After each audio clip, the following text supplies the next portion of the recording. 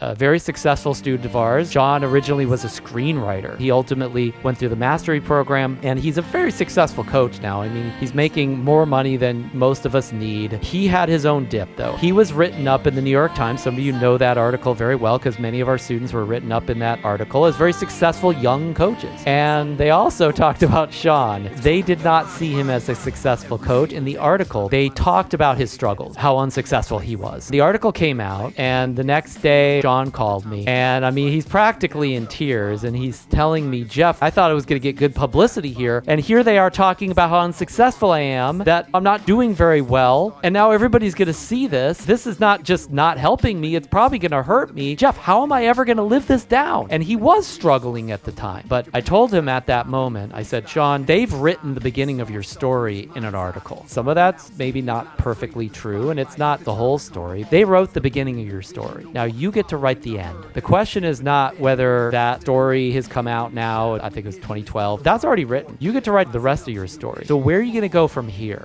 Who are you going to become next year, next decade? Because you're going to arrive somewhere. The question is where. And if you arrive in a better place, in a higher place, where you've overcome some of those struggles, where you're a whole different transformed person, well, then that story about you and your struggle, that becomes the before picture in your story. The after picture is what you get to create out of that. Now, that's a challenge. It was his dip. But if you create that, this story is actually going to be a benefit to you because it's going to show people who are in the dip, who are struggling and they're wrestling with their challenges. They have barriers and resistance, and they're wondering if they can make it to the next day in their business or their finances or their health. They'll see that you've been through something similar to them, and they'll see that you've gotten through that, come out of that with flying colors, and that you won. That's the end of the story, that you get to decide how you write that. And over the next decade plus, he did exactly that. Again, Sean mastered different aspects of the coaching business. He used his own personal idiosyncrasies, his own creativity, etc., to create a brand called Rock Your Gift. I mean, you can find it online.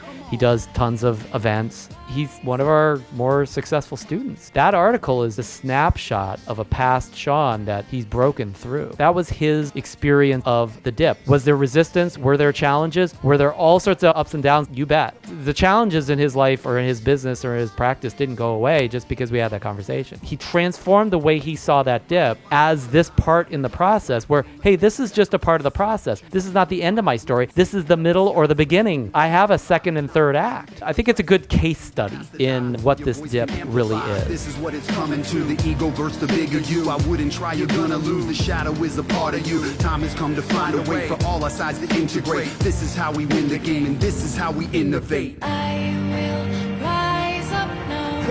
Come on, I learned that the key success factor. come on, activation. Focus on one thing. Now, so you don't have to push, and so they say you'll regret it. Rise up now. Go in your mind.